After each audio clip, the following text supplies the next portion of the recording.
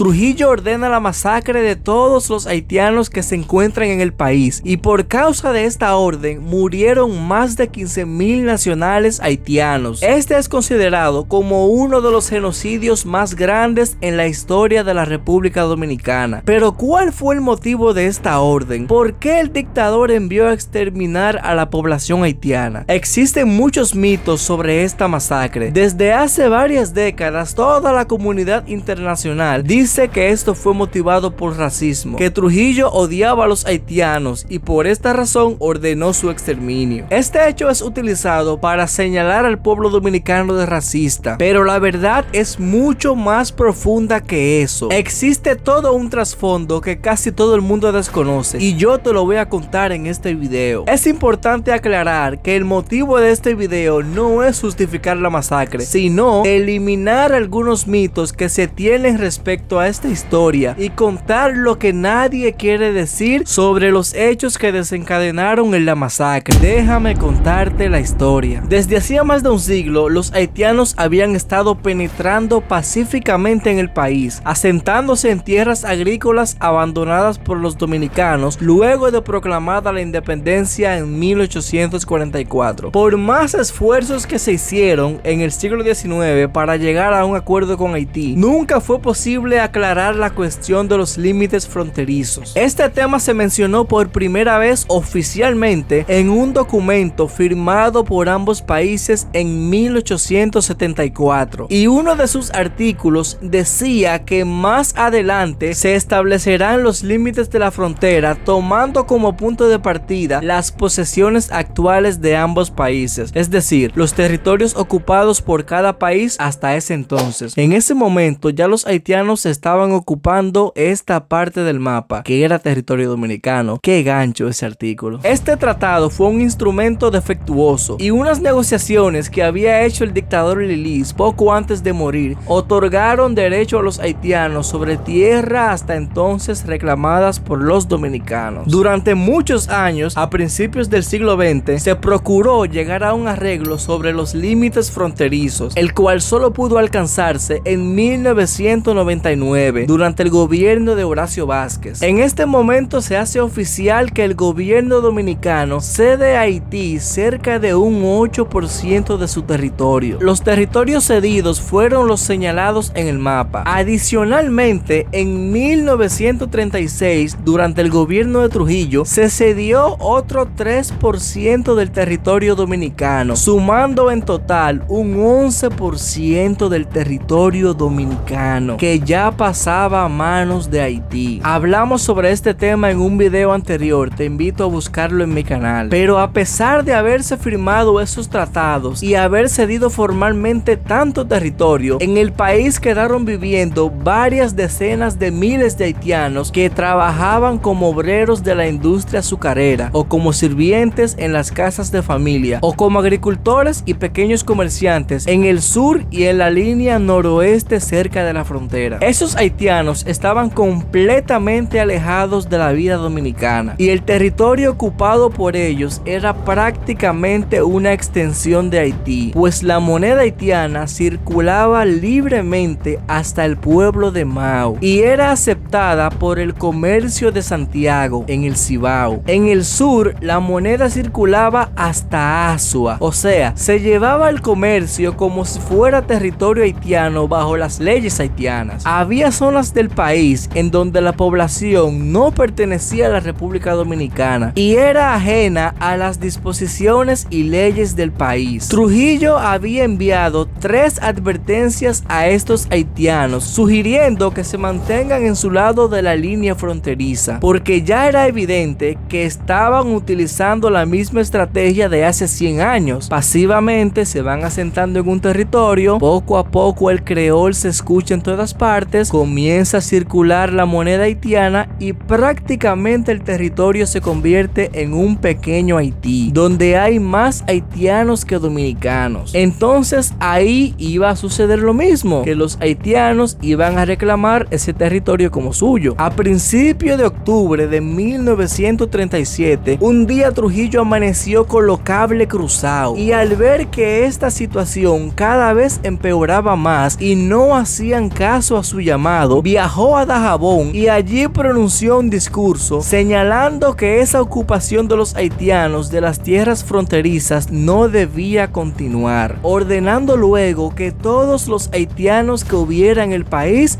fuesen exterminados. El 4 de octubre de 1937, Trujillo hizo perseguir y dio órdenes de asesinar a los haitianos donde quiera que se encontraran, muriendo unos 18,000 de ellos en todas las partes del país. Solo se salvaron aquellos que lograron cruzar la frontera antes, o los que fueron protegidos por los ingenios azucareros que no querían perder su mano de obra. La matanza de los haitianos produjo un escándalo internacional y creó en toda Latinoamérica y en los Estados Unidos una repulsa unánime. Después de muchas protestas e investigaciones, el caso quedó cerrado cuando el gobierno dominicano pagó al gobierno haitiano $750,000 en compensación de los daños y perjuicios ocasionados, por lo que oficialmente se llamó a esta lamentable situación conflictos fronterizos. El gobierno de Trujillo quiso hacer parecer la matanza como un simple pleito entre campesinos dominicanos y haitianos, por estos últimos haber estado robando sus ganados. Lo cierto es que aunque todo el mundo sabía que aquello había sido un genocidio, los defensores del gobierno lanzaron una intensa campaña de propaganda en favor de Trujillo, haciéndolo parecer como el defensor de la nacionalidad dominicana. Después de la eliminación de los haitianos de las zonas fronterizas, el gobierno inició años más tarde un amplio programa de dominicanización de la frontera. Se comenzó a construir pueblos a lo largo de la frontera y se construyeron instalaciones militares para impedir una nueva penetración haitiana. La frontera fue repoblada en pocos años con familias dominicanas, a las cuales se les cedieron tierras en numerosas colonias agrícolas que fueron creadas con la finalidad de atraer a esas familias a vivir en esta zona del país para que no esté despoblada. Este plan dio sus resultados positivos, pues a partir de entonces la frontera quedó incorporada a la República, con la creación de varias provincias que la ligaron administrativamente a la capital y con la construcción de muchísimos caminos y canales de riego que hicieron de aquellas tierras una zona poblada permanentemente incorporada a la producción general del país. Por esto es importante conocer la historia para poder argumentar correctamente antes de señalar a un país por un error del pasado, por la búsqueda desesperada de una solución a una situación que ponía en peligro el territorio dominicano. Nada justifica lo que hizo Trujillo. Fue un genocidio de lo más vil. Se debió tomar otro camino para solucionar estos conflictos. Como se mencionó anteriormente, esta situación fue catalogada internacionalmente como un conflicto fronterizo por territorio y no como un conflicto por odio racial como quieren hacer parecer. Sígueme para más historias de la República Dominicana.